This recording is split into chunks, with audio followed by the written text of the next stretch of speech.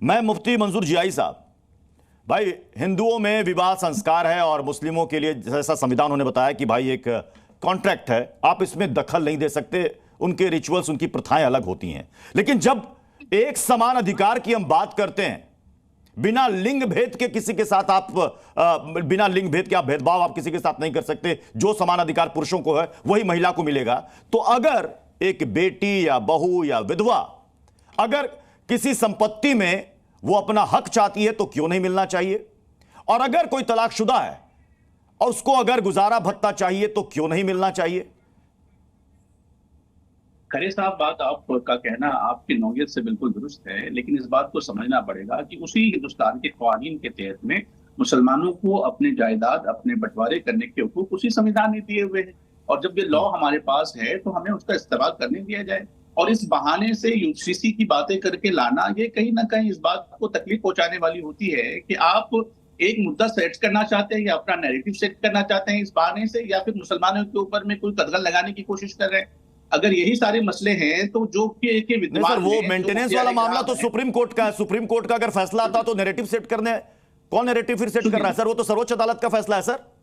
सुनिए ना, इतनी सर्वोच्च देखिए उसके ऊपर भी बेंच है ना, उसके ऊपर बेंच में जाने में अगर मुस्लिम पर्सनल बोर्ड जाना चाहती है या मुसलमान के कवायदीन जो जाना चाहते हैं उनके कायदीन, तो इसमें एतराज किस बात का है? क्या उस बात का अधिकार नहीं है इस लॉ के अंदर में? क्या हम उसके अगले बेंच में जाएं और उसके अगले बेंच इस बारे में बताएं कि इस्लाम के संविधान के अंदर में इस तरीके की बातें हैं, और यही बात अगर हम करते हैं तो उसके बहाने से आप यूसीसी की बात करना शुरू कर देते हैं। ये बातें टकराती हैं, इसलिए आपको और हमें इस बारे में गौर करना होगा कि कोई कंट्रडिक्शन आपकी और हमारी बातों में नहीं होना चाहिए। जो हुकूक आपको बोलने की आजादी देता है वही संविधान हमें भी बोलने की आजादी देता है। तो हम अपने हुकूक की बात कर रहे हैं, हमारे पास कुरान है, उसमें किताबें। तो क्या आप ये कहना चाहते हैं कि यूसीसी जबरन मुस्लिमों पर थोपा जा रहा है?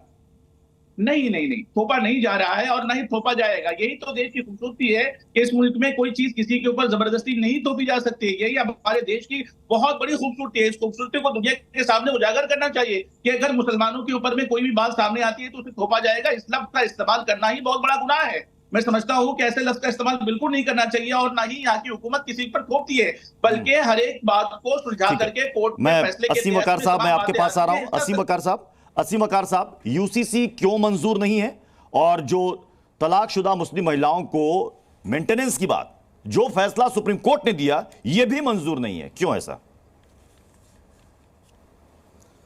देखिए अनुराग मुस्कान साहब, मैं प्रत्युष कर रहे हूं सर, माफ कीजिएगा, माफ कीजिएगा प्रत्युष भाई, जो आपने यूसीसी की बात की, मैं आपसे खाली इतना कहूंगा कि यूसीसी उत्तराखंड में जो लागू है, क्या ये यूसीसी आप मणिपुर, मिजोरम, नागालैंड, असम, त्रिपुरा में लागू कर देंगे, गोवा में लागू कर देंगे? आप लोग देश को या तो भटका रहे हैं, या आपकी जो टीम है पीछे आपको जानकारी ही नहीं देती है, या आप लोग बिना जानकारी लिए ही टीवी पे आ जाते हैं। अच्छा, कौन से यूसीसी की बात कर रहे हैं? उस यूसीसी की बात कर रहे हैं जिसमें उत्तर प्रदेश में गाय के लिए अलग कानून है और गोवा में गाय के लिए अलग कानून है। उत्तर प्रदेश में मां है गाय और गोवा में खाई जाएगी, मणिपुर में खाई जाएगी। कौन से यूसीसी की बात कर रहे हैं, मैं समझ नहीं पाया, जरा एक बार बता दीजिएगा देश को। वकार साहब, कौन से यूसीसी की बात कर रहे हैं? फिलहाल तो देवभूमि उत्तराखंड के यूसीसी की बात हो रही है। नहीं, उत्तराखंड के यूसीसी की बात हो रही है, जो अक्टूबर में लागू हो जाएगी उस राज्य में। आपने कहा ना कि गोवा के लिए अलग नियम, मणिपुर के लिए अलग नियम, यूपी के लिए अलग नियम। तो सबसे बड़ा सवाल तो यही है कि क्या इस वक्त आपको भी लग रहा है कि देश भर में एक समान यूसीसी, एक समान नागरिक संहिता लागू होनी चाहिए, जिसको आप भी कहेंगे कि हम वेलकम करते हैं? देखिए, जो स्टेट वाइज लागू हो उसको यूसीसी कहकर आप हिंदुओं को भटकाइए नहीं। अरे सर, हिंदुओं को अगर स्टेट वाइज यूसीसी वहां पर लागू होने की बात हो रही तो उससे हम तो स्टेट वाइज यूसीसी कहेंगे। अगर आप कहेंगे, एआईएमआईएम कहेगी कि देश भर में कानून लाइए एक समान, क्लियर कहिए। आपको तो आपको स्टेट लेवल पर भी प्रॉब्लम है। क्यों सर, 2 मिनट में आप लोग असल में परेशान हो जाते हैं। देखिए, नहीं सर, बोलिए। आदमी वो होता है जो आधी जानकारी के साथ आता है। नहीं, बोलिए सर, बोलिए। और सबसे बिल्कुल आ रहा हूं साजिया जी, मैं आपके पास भी आ रहा हूं। आदमी की अरे सुनिए सर, बोलिए। जानकारी विहीन आदमी की पहचान ये होती है कि वो चीखने बहुत लगता है। नहीं, कोई नहीं चीख रहा है सर, बोलिए। लगता है अपने को। बोलिए। है ना, फैसला देश को लेने दीजिए। आपने बोल दिया, मैं बोल रहा हूं। जब स्टेट वाइज है तो यूसीसी कहां से है? और यूसीसी है तो पूरे में लागू क्यों नहीं है? फिर आपने अभी, मैं ये तलाक के बाद फैसले आया कि साहब इनको खर्चा उनको खर्चा। अब मैं इस पे आपसे पूछ रहा हूं, एक गैर, देखिए शादी है तो पति पत्नी है, जब शादी खत्म हो गई, तलाक हो गया, तो पति और पत्नी दोनों एक दूसरे के लिए अजनबी हो गए, गैर।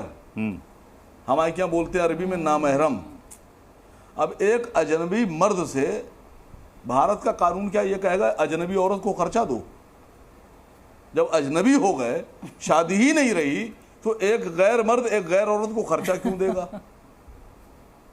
दूसरी बात, सारी लड़ाई आप हमारी लड़ाई ले रहे हैं, सिखों की लड़ाई ले रहे हैं, क्रिश्चियंस की लड़ाई ले रहे हैं।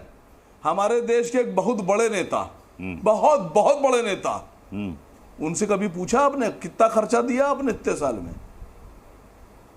जरा पूछिए एक बार मेरे साथ, एक बार पूछिए कि खर्चा क्यों नहीं दे रहे नेताजी, और नहीं दे रहे हैं तो क्यों नहीं दे रहे हैं, और दिया तो कितना खर्चा दिया? सारी लड़ाई आप हमारी लड़ लेंगे, अपनी चच्ची की लड़ाई नहीं लड़ेंगे आप। चलिए, अपनी दीदी की लड़ाई नहीं वकार लड़ेंगे। साहब ने कहा, सारी मैंने लड़ाई बिल्कुल आप बिल्कुल हमारी बिल्कुल बिल्कुल शांति से सबने आप सुना, लड़ाई मैंने भी को सुना लड़ेगा? सर, मैंने भी सुना। एक अजनबी को क्या जरूरत है गुजारा भत्ता देने का? मुझे जरा शाजिया अलमी जी समझाइए। मतलब फिर तो देश में कानून, देखिए लॉ सब कुछ खत्म कर देना चाहिए। अगर असीम वकार की बात माने कि अगर तलाक हो गया, अजनबी हो गई, क्यों दें उसको गुजारा भत्ता? ये सोच है शाजिया अलमी जी। मुझे लगता नहीं है कि मैं इस डिबेट का जो मयार है इतना गिरा दूं कि एक एक बात का उनका जवाब दूं, लेकिन मैं कम से कम इतना कह दूं आप लोगों से कि गाय को लेकर क्या रूल्स हैं और कानून है, वो मुस्लिम पर्सनल लॉ पर नहीं आते। कंटिन्यू अब रखिए और बोलने मयार दीजिए कायम मुझे। रखिए। नहीं, मुझे बोलने आप दीजिए। सिर्फ इस बात का जवाब दे दीजिए। देखिए असीम वकार साहब, हिम्मत है असीम वकार साहब, आपकी बारी में कोई नहीं कह रहा था। मैंने शुरुआत में ही सभी मेहमानों से गुजारिश की, हाथ जोड़कर गुजारिश की कि अपनी अपनी बारी में बोले। जी शाजिया अलमी, शाजिया अलमी बोले, शाजिया अलमी। आपकी हिम्मत अगर है तो आप पूछ के बताइए। प्रत्युष जी, नहीं, आपकी क्या हिम्मत है? एक बार पूछिए तो एक बार नेताजी से। साहस क्या है वो तो हम सुन ही रहे हैं। सारी आपकी हिम्मत निकलती है मुस्लिम औरतों पर, निकलती है आपकी हेकड़ी वहीं पे बनती है आपकी। असली जिंदगी में क्या आपकी अरे भाई आप एक बार देश के नेताजी से जो बेचारी मुस्लिम महिला है कितना खर्चा दिया, हिसाब दे दीजिए। मैं बोल सकती हूँ प्रत्युष जी, मैं चली जाऊंगी अगर आप असीम वकार साहब, असीम वकार साहब, असीम वकार साहब, असीम वकार साहब, कम से कम यहां तो नियम मान लीजिए सर। ठीक है, यूसीसी नहीं मानना है मत मानिए सर, सुप्रीम कोर्ट का फैसला नहीं मानना है मेंटेनेंस पर मत मानिए सर। यहां तो कम से कम कोई कह रहा तो सुन लीजिए सर। जी शाजिया अलमी। अरे भाई मेंटेनेंस पे अगर आपको तो मैं शुरू से अपनी बात जी जी। जी न्यूज़।